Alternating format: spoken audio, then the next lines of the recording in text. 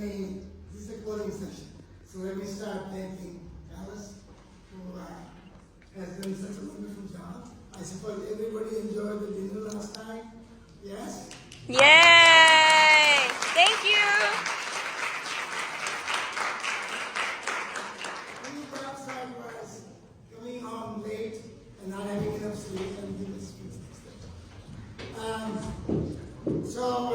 I'd like to thank Alice and also the staff, Moscow and others, who made this. So that was very nice. Now, I am, let's put it this way, I am not done much of AI at all. I'm very new to this. The first thing that I did in AI was when I visited my nephew in Memphis, who was a professor of finance. And I said, why don't you set me up with the ChatGPT for a minute?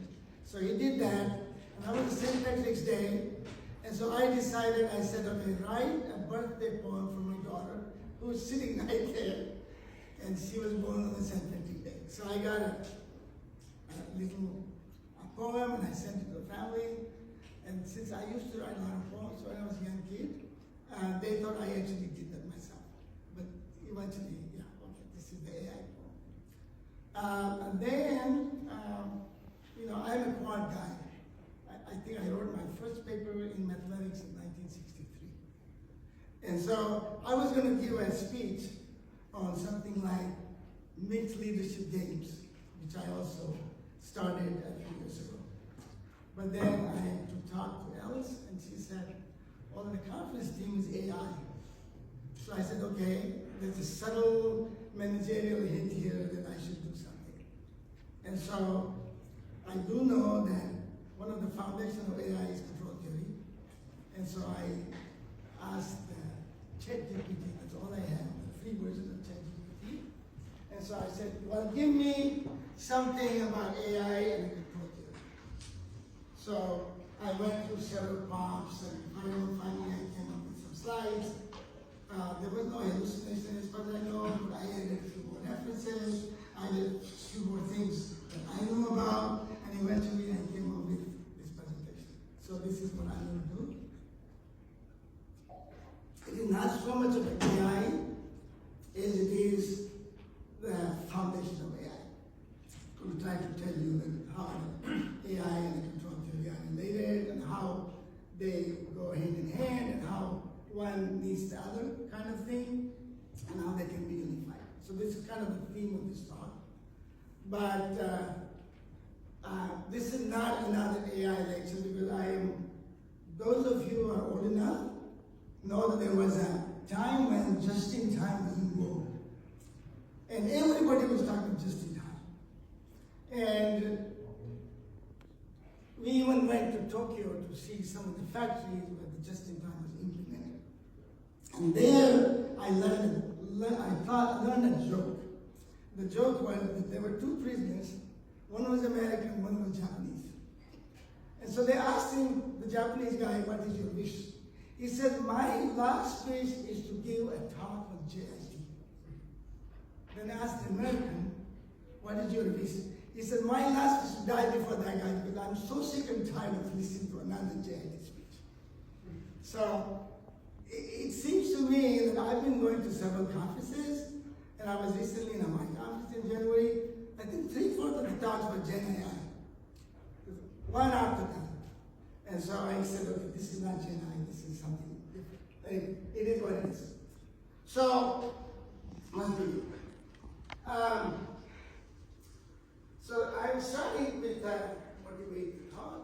Then I go to optimal control theory. If you learn those acronyms, PMP means point reactance maximum principle, and LQI means linear quadratic regulator, and dynamic programming, and Hamilton-Jacobi-Bellman equation.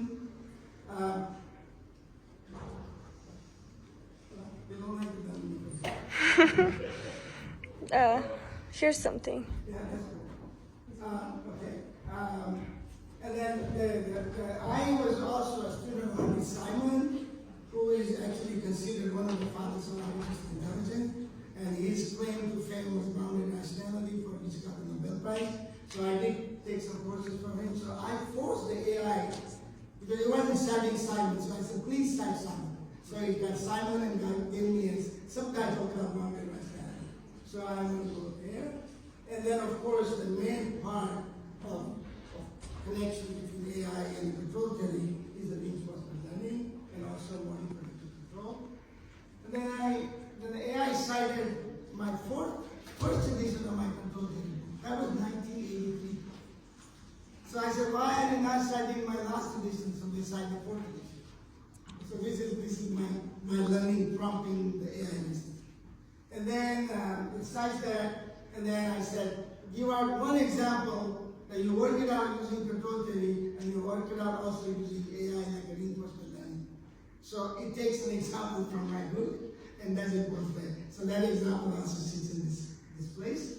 So that's a work example. And finally, I conclude with the unified theory of process. So why dynamic decisions matter? My life, if you can summarize what I do, is dynamic and stochastic. This is what I do. And so, why dynamic decisions matter? Well, here's the operation supply chain. Production today shapes inventory tomorrow. Robotic and commerce system. Torque now determines the trajectory later. If you are in finance and portfolio management, allocation in the portfolio now determines your wealth over time. Marketing and advertising, you spend today advertising, and that will build a goodwill, and that will generate future sales. And that's going to be my example. As you can see, it's green light in here. Healthcare, you do a control problem, and patient physiology of the state. So if you look at it, the common structure, in every dynamic problem, there is a state. The state of the system, and that state of the system evolves as you use control. Control is your decision. You decide something, the state evolves something like a difference equation or whatever, or a transition equation. And then it gives you the evolution of the state, which is called the dynamics. And then as the dynamics evolve, each period will derive some profit. And then you maximize that profit, which is the whole objective of that. So this is kind of a common thread, and this is, so the core question is, how should an intelligent agent act over time to optimize performance under uncertain environments and constraints? That's kind of the core question of what is going on. And the unifying question, of course, is that there's an optimal control theory that was put forward in 1962 by Porto, and they also, my book, my last edition of my book is 2021. I have a lot of subtext. The dynamic programming by Bellman 1957, reinforcement learning and model predictive control. Okay, so here's the claim. AI equals computational optimal control under bounded rationality. The optimal control provides the foundation, AI algorithm provides the approximation, and bounded rationality provides justification of this approximation. AI is not a separate discipline. It is a natural evolution or dynamic optimization that's been going around for a long time when we have an age of data and a noise and a scale. So none of those problems that we solve using optimal control theory and programming, we could not solve if the scale was very large. There is something called the crystal dimensionality that you will see later a little bit. So the reinforcement algorithm comes in. It solves nothing but the Bellman equation. It uses Bayesian adaptation to learn about the system, but just approximately. The key word is approximately. So here are some of the examples. I give you one or two because I have several here. So Waymo self-driving car. The AI technique uses the computer vision, machine learning, sensor fusion to detect and respond to the environment. What is the optimal control theory does? It uses model predictive control to optimize the vehicle trajectory and speed. And the result is the improved safety and efficiency of autonomous vehicles. Here's an example of Tesla automated system. Machine learning and sensor fusion to detect and respond to environment. And they use linear quadratic regulators to optimize vehicle control and stability. One of the most studied problems in control theory is the linear quadratic problem. So much so that the first trajectory to the moon it was a 6-dimensional system of optimal control problem that actually landed the first thing in the moon. Okay, so the results improve safety, efficiency in semi-autonomous field. There are other examples. Let's go to supply chain. So machine learning and optimization predict the linear supply chain demand. And you use dynamic programming to optimize supply chain logistics and minimize costs. And this gives you improved efficiency, reduce cost in supply chain. So I'm not going to go through all of them. So there are several examples. So now come to where the optimal control come, then its foundation, and later on the AI foundation. So I give you a brief history here. So here is a brief history of optimal control.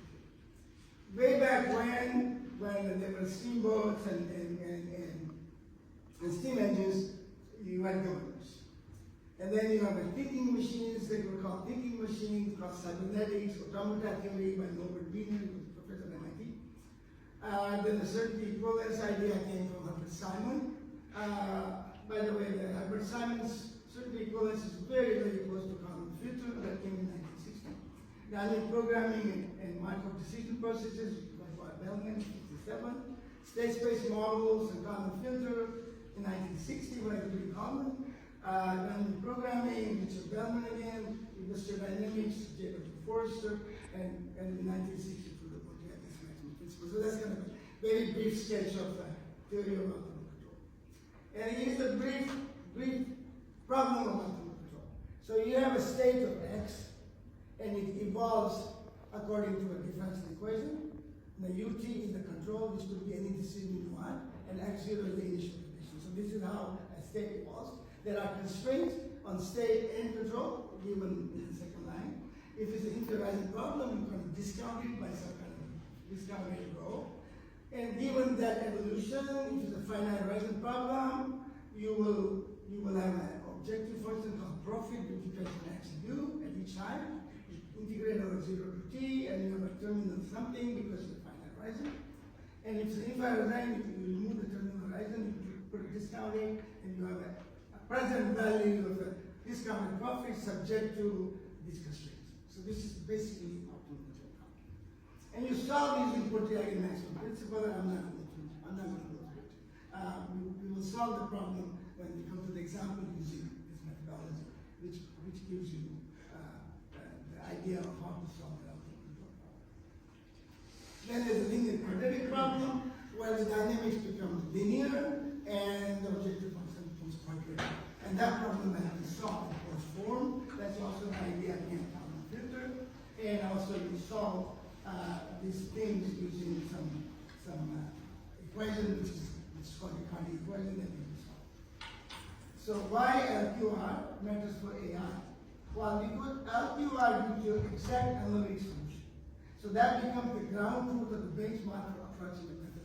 You want to compare whatever approximation is doing compared to the benchmark. So the benchmark is created by them. The Ricardi equation is a prototype for dynamic programming, which is also a closed form solution.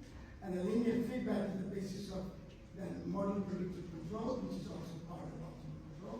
And reinforcement learning must match LQR performance on this benchmark. So that's kind of the convention you should think about. Now, what is the limitation of PNP? The limitation of optimal control theory are many. One is that I have to know the dynamics, and I know the objective function. Not many kinds of problems. Require differentiability of the objective into these guys. Then you must solve what is called a 2.1 degree problem, which is very hard in high dimension. The closed form solution exists only for special structure. We will go through one of that. The real world breaks all these assumptions. All of them. Dynamics often unknown, so we need model-free and model learning approaches. State space is high dimensional, so that 2.1 value problem cannot be solved easily. And constraints are non-linear, so the analytical solutions are not available. In the end, enters dynamic programming, model predictive control, and reinforcement learning. So there's a little bit of dynamic programming here. So that programming, I'm just going to give you the definition here and then give you the layman's thing. Optimal force policy has the property that whatever the initial state and initial decisions are, the remaining decision must constitute an optimal policy with the rest of the state resulting from the first decision. In plain language, the tail of an optimal plan is also optimal, can also solve the policy choice. If you see all these terms are coming also in the reinforcement learning. Okay, so I'm going to skip some of these things here. So I'm going to skip all of these. So here is another idea that is called cursor dimensionality. So if you take the example with n dimension state variable, that x in Rn, and you have a grid of k hundred points each, you can see that the grid points is 10 to the power 20. Probably not many molecules in the universe, but I don't know the exact number of how many molecules in the universe there are. But it is far beyond any computer. So the Bernoulli himself identified this variant 57, and it basically motivates the AI. The approximate dynamic programming is basically the way you restrict the class of functions. So you don't have to language because the function has to be in this more simplified class of functions. Reinforcement learning learns the value function from sample transition and not on the grid. What does MPC do? It solves a finite horizon problem and just implement the first decision. Then it again forecasts the demand, again solve the second bigger decision. So you take one decision at a time and continues on, and one can actually show that somehow or the other it's kind of converges to optimism. So central computational challenge that connects control theory to AI. Okay, now we have a little bit of a history of AI. So it started, the word was coined in a conference in Dartmouth, McCarthy et al. They coined the word artificial intelligence at that time. Science of the Artificial was a famous book by Simon in 1969, system that adapts to the environment in terms of goals, encompassing everything from artifacts or to human behavior itself. Explores how to make decisions within the constraints of limited information, limited computation power, and limited cognitive capacity. So the Simon's idea was that we don't have all the information, we don't have the infinite computation. So in some sense, what he's saying here, that what we're doing under these constraints, later on we'll have this slide, is actually perfectly rational. Okay, so at least symbolic AI that mimics human reasoning by manipulating human readable simple logical rules. Neural networks is a set of algorithms modeled loosely after the human brain designed to recognize patterns and solving complex problems. Machine learning and deep learning find statistical patterns by ingesting vast amount of data. And the reinforcement learning is the machine learning method where the AI agent learns to make decisions through trial and error. So agentic AI is basically you have to put reinforcement learning, so when the agent makes the error, it tells you how to learn from these errors and how to correct these things. So that's where the reinforcement learning comes in. I'm going to skip that as well, and then I'm going to go to bounded rationality, which is the idea that Simon put forward. So one of the things that I know about him before, when he received the Nobel Prize, a lot of economists actually didn't like that. They said Simon is not an economist, he shouldn't get the Nobel Prize.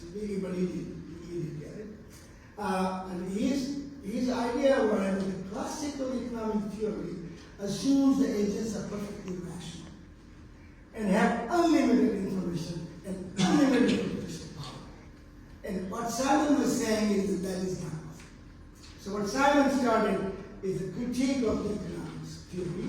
He said agents have limited information, so they don't know the full model of chaos. They have a finite computation power, they can also have high dimensional optimization power. They have a finite planning horizon, they can look ahead only so far in the future and not really all the way. And finally, coined the term called satisficing, which is opposed to optimizing in the rational economic theory. They decided that agents satisfies. They accept a good enough solution, not necessarily the optimals. So Simon's insights map perfectly onto computational constraints and control. So approximate dynamic programming, reinforcement learning, and accuracy are normatively justified according to Simon by his grounded rationality, not just description of humans. An agent that's satisfied under computer system is not irrational. It is optimal to its resources. I have some colleagues of mine, they still think what Simon did is irrational. But in any case, for his argument, that it is not. Okay.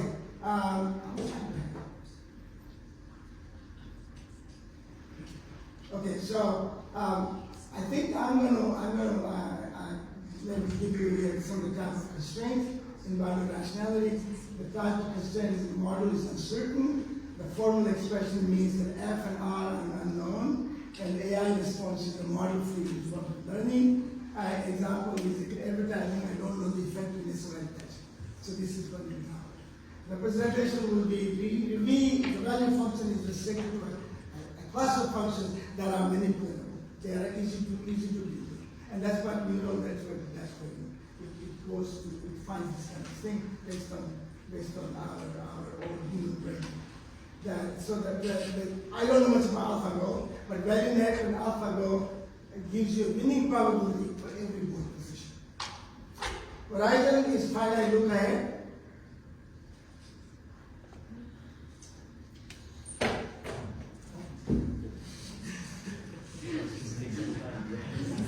Finite look ahead. Well, it's one game look ahead. It doesn't want to go all the way there. Okay. And so you have the model predictive control. By the way, model predictive control is very similar to what is called rolling horizon decision making in operations research. And I have worked a lot of years on the rolling horizon decision making, and it is very similar to what is called model predictive control. It's sort of what rolling horizon does is you have let's say you have a 1 year forecast, and you solve the problem, and you make the first month decision. At the end of first month, you make another 1 year forecast. So it will be 13 months from the beginning, and you solve the problem again, you implement the second month decision. And you keep going like that. That's called the rolling horizon decision making. And model predictive control theory, kind of idea is the same. Then there is a feasibility. This is the constraint control problem, and this is what gives you in the AI response is the safe reciprocal learning and a control barrier function so that you don't exceed certain problems. Otherwise, there will be a lot of catastrophe, especially in self-driving cars. You need a lot of safety part, which comes from the linear quadratic regulated problems. In robotic also, that it doesn't go out of the safe region. And computerized budget means you cannot solve the problem, but you only have a solving time which is limited, let's say 10 seconds or 1 minute or whatever. And also, you start, like what AI does, it gives you a better initial condition. So that's called a warm start. Better initial condition gives you faster conversion. And so that's kind of the taxonomy of our okay? So now there's a line here. RL equals optimal control. So here's optimal control, here's RL. Optimal control called the state equation, RL called the same thing as transition function. We call it the cost of profit, they call it the reward. We call it the Bellman equation, they call it Bellman law. We call it policy, they call it control. So the language is changed, but the idea is almost the same. Of course, this is a correct solution. Try to obtain the correct solution. This is try to obtain the approximate solution, but it uses the scale. This gradient technique is very used in AI, but I'm just going to focus on not equation, but gradient descent is the first order iterative optimization problem used to minimize the cost function by gradually adjusting the parameters. And the easiest way to think about it is a blind person trying to find the bottom of the belly by feeling the slope. So if he feels too far, he's going to miss the bottom, and if he gets too slow, he's going to be too slow to get down to the bottom. So that example basically gives you exactly the mathematical equivalent of gradient technique. And the hyperparameter here, which is eta, that is the size of the step. If it's too far, you miss the valley, the bottom. If it's too slow, if it's too little, you're slow in terms of conversion. Okay, so I'm going to think this is probably all I'm going to talk about. 80%. I'm going to say only one thing about micro-distributed process. It is basically the same thing as control theory problem, but it is discretized version of control theory problem. So discrete time, we would call it micro-distributed processes. So there is an important part of stability and safety in reinforcement learning, and there is a big control theory problem called the Huffman criteria. That criteria is in terms of giving you stability. It starts with control theory, and in AI it's called control gradient functions. So project unsafe actions of the safety net, so hard safety guys. So the key insight here is the honor provides adaptability and control provides the safety. You combine them in the frontier of safe AI for physical systems. I think it did talk about it's also called a sitting horizon, also called a rolling horizon decision making. I listed some of the papers that I've done in this field. And why all this works is because we re-optimize every step, and we use the stability by using the value function. We approximate the value function by linear quadratic functions, which is the class of functions, and we can show in the end that the BF actually converts it actually start. I think I'm going to skip that one as well, and I'm going to get to the example. So the example comes from my book, as I mentioned to you. I think he still gave a 2002 edition of my book, not the fourth edition of my book, but that's fine. So here is an example. You have a differential equation, X is the goodwill, and the goodwill evolves over time when you use the advertising. Advertising builds the goodwill, but also goodwill depreciates like any other capital, so that's the depreciation rate. You have initial condition, and our optimal decision, so we make a profit. See? There.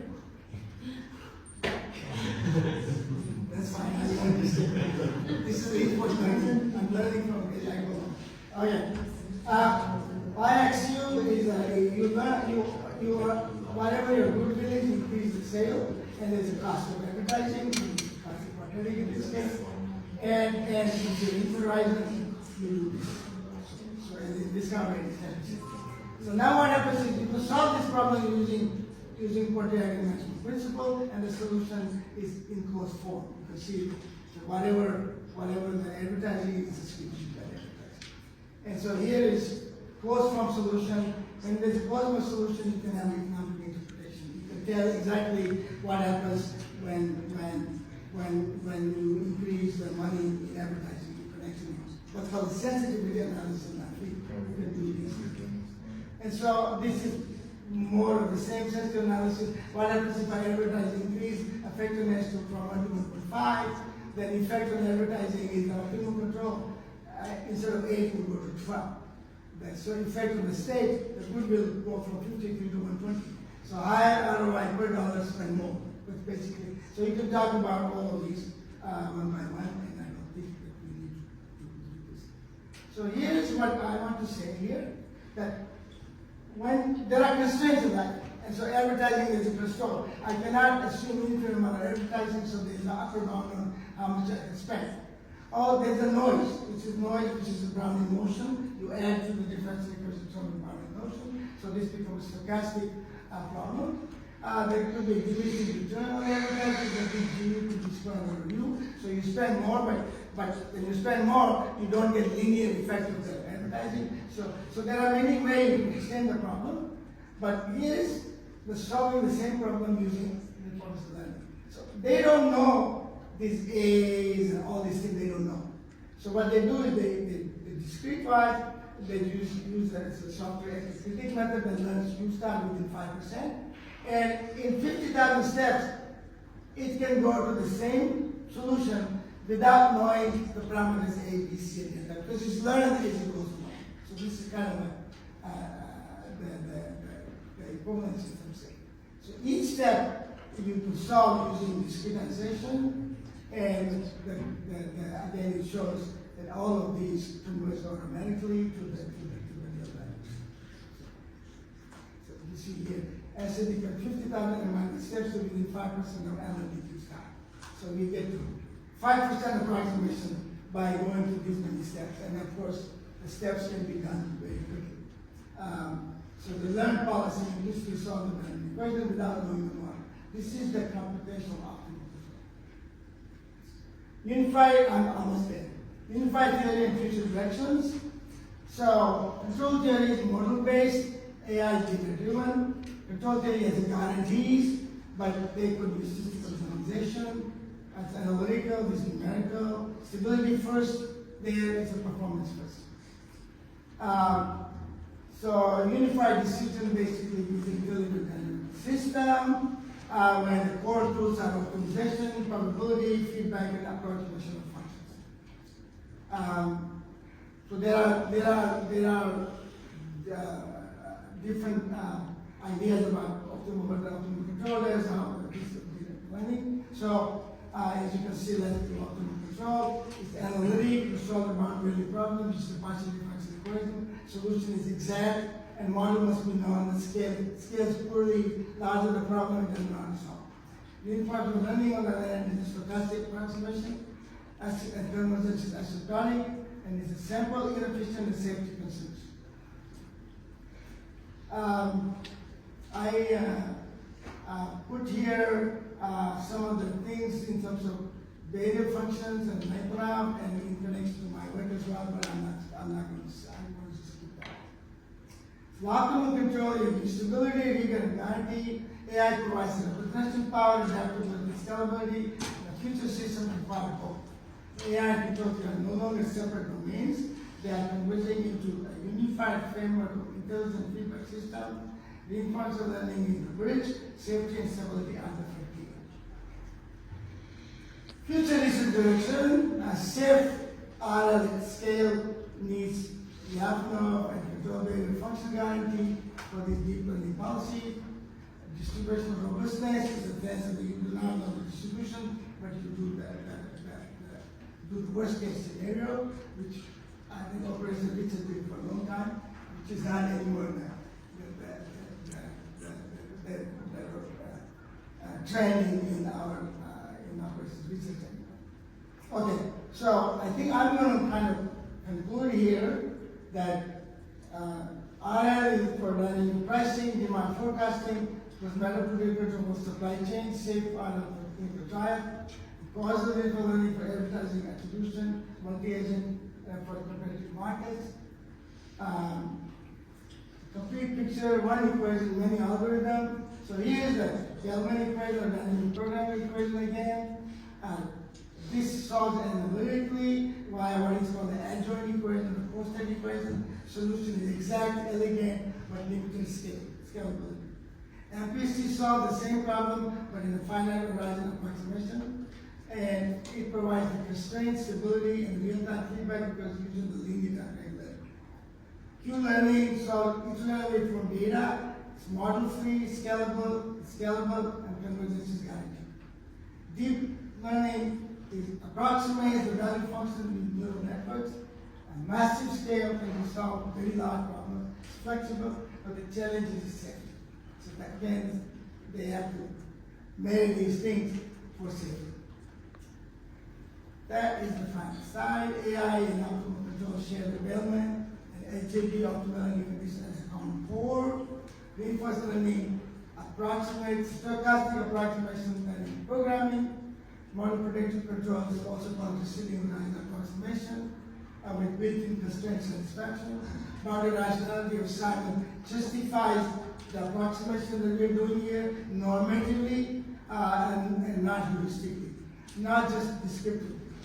I used my model, showed the full chain using Porto principle to model the control to reinforce the learning.